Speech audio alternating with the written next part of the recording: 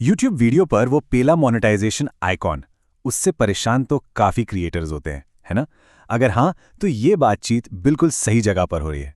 आज हम YouTube के सेल्फ सर्टिफिकेशन सिस्टम को समझने वाले हैं, ताकि मोनेटाइजेशन का कंट्रोल वापस अपने हाथ में लिया जा सके। हाँ, सच पूछो तो हर क्रिएटर इस आइकॉन को देखकर थोड़ा सा तो परेशान हो ही जाता है।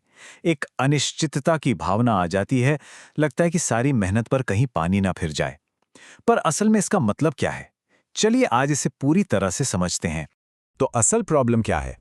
प्रॉब्लम है कंट्रोल की।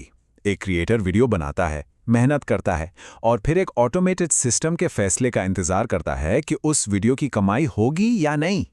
बिल्कुल, ये आइकन एक स्पीड ब्रेकर की तरह है। सब कुछ ठीक चल रहा होता है और फिर बूम, गाड़ी रुक जाती है। ये ना जानना कि मेहनत का फल मिलेगा या नहीं, सच में काफी डीमोटिवेटिंग हो सकता है। लेकिन एक मिनट, क्या हो अगर इस फैसले में क्रिएटर खुद शामिल हो सके? अगर कंट्रोल वापस क्रिएटर के हाथ में आ जाए? यहीं पर YouTube एक बहुत ही दिलचस्प सोल्यूशन लेकर आता है। जी हाँ, हम बात कर रहे हैं सेल्फ सर्टिफिकेशन की। अब ये सुनने में शायद थोड़ा टेक्निकल लगे, पर ये कोई बोझ नहीं है, बल्कि ये एक सुपर पावर की तरह है, जो क्रिएटर्स को अपने कंटेंट की कमान वापस देता है। मतलब बिल्कुल सिंपल है। क्रिएटर खुद YouTube को बताता है कि उसके वीडियो में क्या है। इससे YouTube को फैसला लेने में आसानी होती है और सब कुछ तेजी से होता है। यहाँ पर क्रिएटर का इनपुट ही सबसे जरूरी है। सिस्टम को एक तरह से गाइड किया जा रहा है। और ये देखिए, फर्क बिल्कुल साफ है। एक तरफ है AI का इंतजार, धीमे फैसले, ज्यादा गलतियों की गुंजाइश, और दूसरी तरफ है सेल्फ सर्टिफिकेशन, मतलब तेजी से मोनेटाइजेशन और कम से कम पीले आइकन। और सबसे बड़ी बात, YouTube के साथ एक भरोसे का रिश्ता बनता है। अच्छा, तो सवाल ये है कि किन वीडियो को रेट करना जरूरी है। तो सुनिए, हर नए वीडियो पर जिसमें एड्स ऑन किए जा रहे हैं, और उन पुराने वीडियो पर भी जिनके एड्स पहले बंद थे लेकिन अब ऑन किए जा रहे हैं। ठीक है, थ्योरी तो हो गई। चलिए अब इसको कुछ रियल लाइफ एग्जाम्पल से समझते हैं कि ये काम कैसे करता है। चलिए पहला एग्जाम्पल लेते हैं। मान लीजिए एक वीडियो है जो बिल्कुल साफ सुथरा है, एक एजुकेशनल वीडियो, कोई ऐसी चीज नहीं है जिससे एडवर्टाइजर्स को दिक्कत हो। तो हुआ क्या, क्रिएटर ने रेट किया कि हाँ भाई, वीडियो बिल्कुल आराम से एड्स के लिए सूटेबल है। YouTube के सिस्टम ने चेक किया और अग्री किया, और result boom, green icon, full monetisation. ये एक परफेक्ट सिनेरियो है। ओके, अब आते हैं एक थोड़े से ट्रिकी सिचुएशन पर। मान लीजिए वीडियो में हल्की फुल्की बैड लैंग्वेज है, मतलब ऐसी चीज जो थोड़े ग्रे एरिया में आती है। यहां पर ईमानदारी बहुत जरूरी हो जाती है।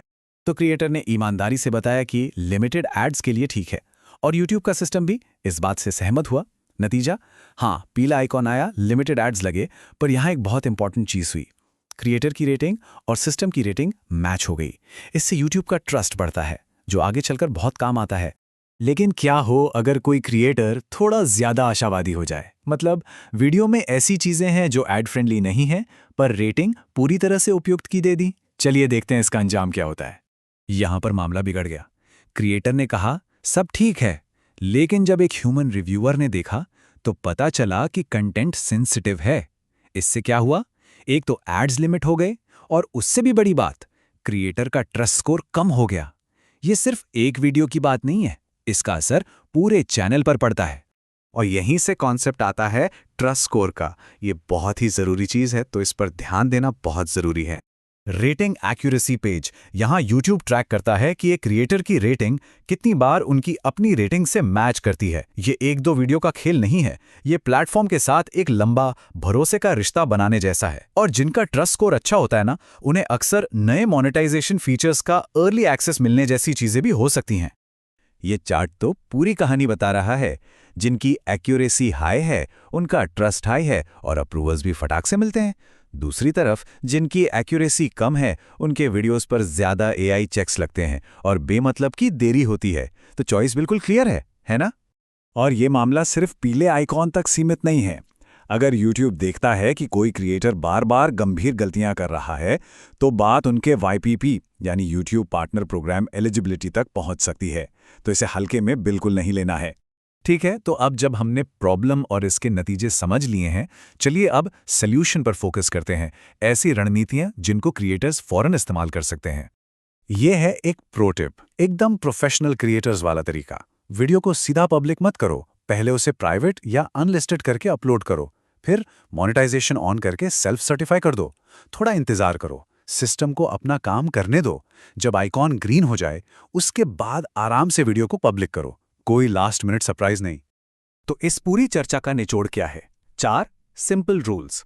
पहला, ईमानदारी से रेट करना है, उम्मीदों के हिसाब से नहीं। दूसरा, सटीक रेटिंग से प्लेटफॉर्म का ट्रस्ट बनता है। तीसरा, ट्रस्ट से मोनेटाइजेशन तेजी से होता है। और चौथा, हमेशा एडवर्टाइजर फ्रेंडली गाइडलाइंस को एक बार जरूर चेक कर लेना है। बस यही है सफलता का मंत्र। और आखिर में एक सवाल, क्या ईमानदारी ही आखिर में सबसे बड़ा मोनेटाइजेशन हैक है? शायद ये सेल्फ सर्टिफिकेशन सिर्फ एक रूल फॉलो करना नहीं है, शायद ये एक स्ट्रैटेजिक एडवांटेज है।